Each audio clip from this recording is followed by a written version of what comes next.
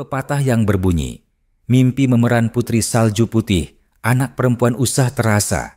Lama beradu air liur meleleh, dikucup putra baru nak terjaga.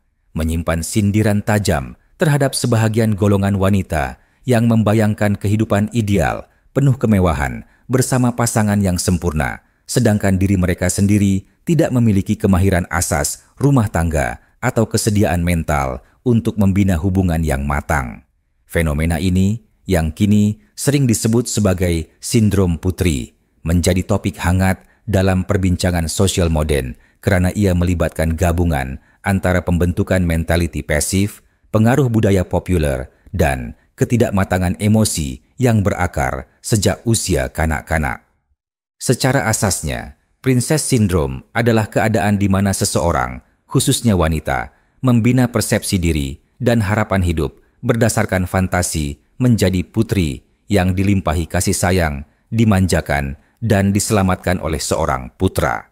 Ia bukan sekadar soal romantik atau kemewahan, tetapi merangkumi sikap menunggu dan bergantung sepenuhnya pada orang lain untuk menyediakan keselesaan hidup.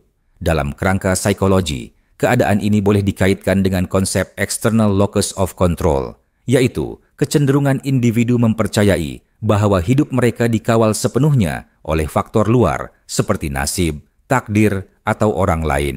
Dalam hal ini, pasangan hidup. Sikap ini menyebabkan individu kurang mengembangkan keupayaan kendiri karena mereka meletakkan tanggung jawab kebahagiaan di bahu orang lain. Punca fenomena ini tidak boleh dipisahkan daripada pengaruh media dan budaya populer, khususnya cerita-cerita Disney yang menjadi tontonan utama kanak-kanak sejak berdekad-dekad. Film seperti Snow White, Sleeping Beauty, dan Cinderella memaparkan protagonis wanita yang pasif, bergantung pada pertolongan magis atau kehadiran putra untuk keluar dari kesusahan. Walaupun kisah-kisah ini kelihatan tidak berbahaya di permukaan, kajian psikologi perkembangan menunjukkan bahwa pendedahan berulang terhadap naratif pasif ini semasa zaman kanak-kanak boleh membentuk skrip kognitif yang tersimpan dalam minda bawah sadar. Skrip ini akan menjadi rujukan dalam membentuk ekspektasi hubungan apabila mereka dewasa kelak. Apabila seorang kanak-kanak perempuan membesar dengan naratif bahwa kebahagiaan datang dari luar, khususnya daripada seorang lelaki yang sempurna, dia cenderung membawa kepercayaan ini ke alam dewasa. Hasilnya, apabila memasuki alam percintaan atau perkawinan, wujud kecenderungan untuk menilai pasangan berdasarkan sejauh mana pasangan itu mampu memenuhi fantasi romantis dan material yang diidamkan. Apabila realiti tidak seindah fantasi, kekecewaan pun berlaku. Ini dapat dilihat dalam kes wanita yang meninggalkan hubungan hanya karena pasangan tidak mampu menyediakan kemewahan yang diimpikan, atau yang terperangkap dalam hubungan toksik semata-mata karena pasangan memenuhi kriteria material tetapi tidak menghormati emosi dan marwah mereka. Dari sudut spiritual, Princess Syndrome boleh dilihat sebagai satu bentuk wahm, yaitu khayalan yang menidurkan usaha, dan gurur, yaitu terpedaya dengan tipu daya dunia. Dalam ajaran Islam, manusia dianjurkan untuk berusaha dan bertawakal, bukan sekadar menunggu. Cinta dan perkawinan dilihat sebagai amanah, bukan tempat untuk melarikan diri dari cabaran hidup.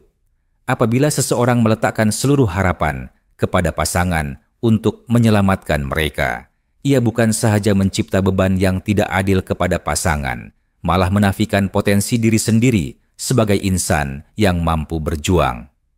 Kesan jangka panjang fenomena ini bukan sekadar melibatkan kekecewaan pribadi, tetapi juga keruntuhan struktur sosial.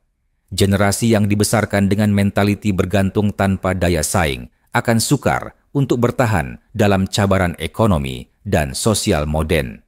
Selain itu, naratif pasif yang diwarisi ini akan terus dipindahkan kepada generasi berikutnya, mencipta kitaran kelemahan yang berulang.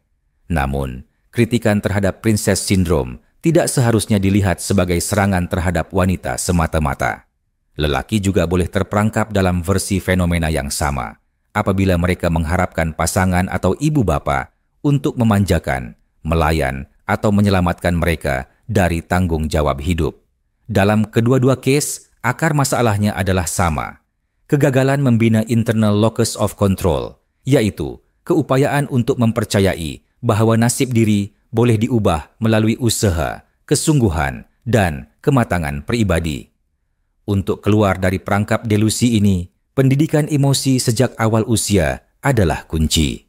Kanak-kanak harus diajar bahwa nilai diri tidak terletak pada sejauh mana mereka dilayan seperti putra atau putri, tetapi pada sejauh mana mereka mampu berdiri di atas kaki sendiri. Media juga harus lebih bertanggung jawab dalam memaparkan watak wanita yang aktif, berani, dan berdaya usaha agar skrip kognitif yang terbentuk dalam minda generasi akan datang lebih seimbang dan realistik. Akhirnya, pepatah tadi mengingatkan kita bahwa hidup tidak akan berubah hanya dengan tidur di tilam fantasi. Dalam dunia nyata, tiada ciuman magis yang mampu membangunkan kita dari tidur delusi. Satu-satunya jalan adalah dengan membuka mata, bangun, dan melangkah sendiri. Jika mahu menjadi putra atau putri, jadilah yang memegang pedang, bukan hanya menunggu tangan yang akan menarik kita keluar dari mimpi.